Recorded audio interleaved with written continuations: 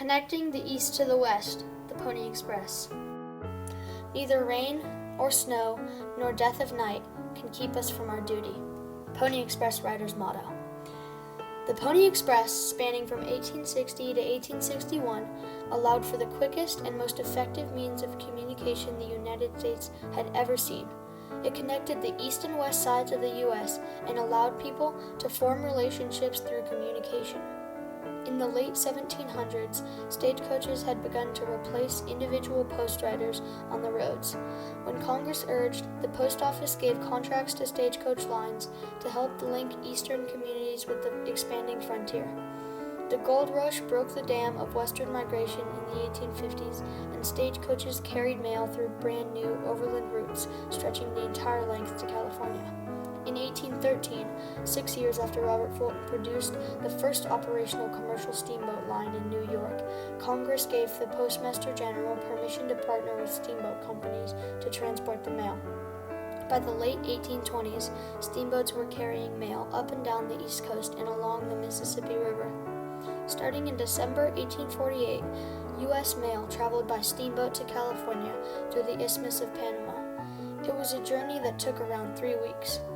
This steamboat method was the fastest mail delivery option by far, but it was still not nearly as effective as the soon-to-be Pony Express.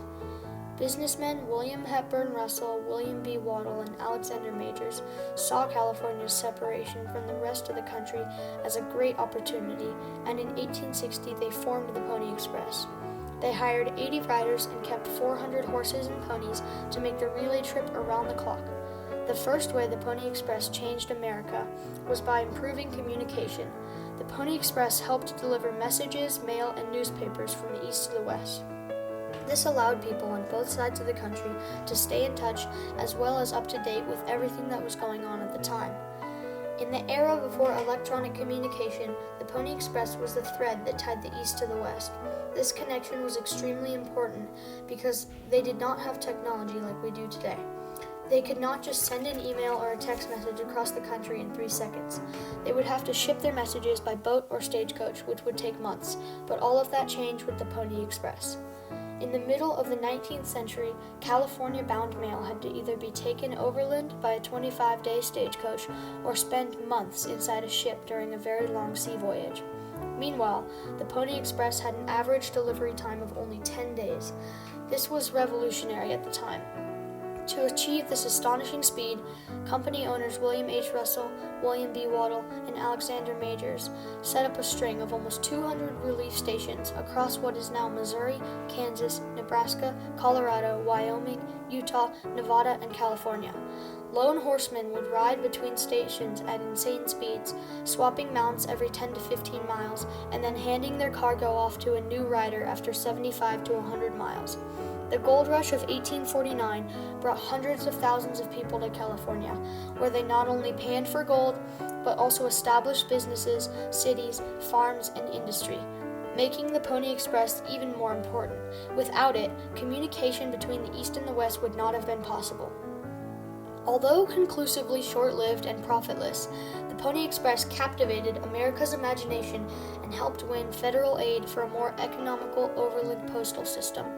It was so unprofitable because it stopped just a few weeks after it started when the Pyramid Lake War erupted between the United States and the Paiute Indians. The temporary shutdown cost the Pony Express almost $75,000, and it continued to lose money over the next few months because of its high operations costs and its failure to secure a government mail contract. For a little over a year, the Pony Express was the fastest way to get messages across the frontier. But when the first transcontinental telegraph line was finished on October 24, 1861, the Pony Express was quickly outpaced as a means of communication.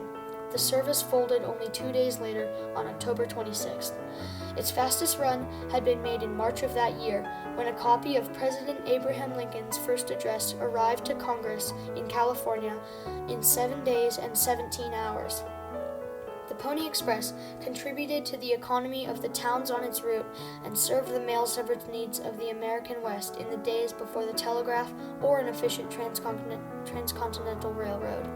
This was especially important at the time because by facilitating communication between the population of California and the rest of the United States, the Pony Express helped bind the nation together at a time when it was beginning to fracture, just before the Civil War, which spanned from 1861 to 1865.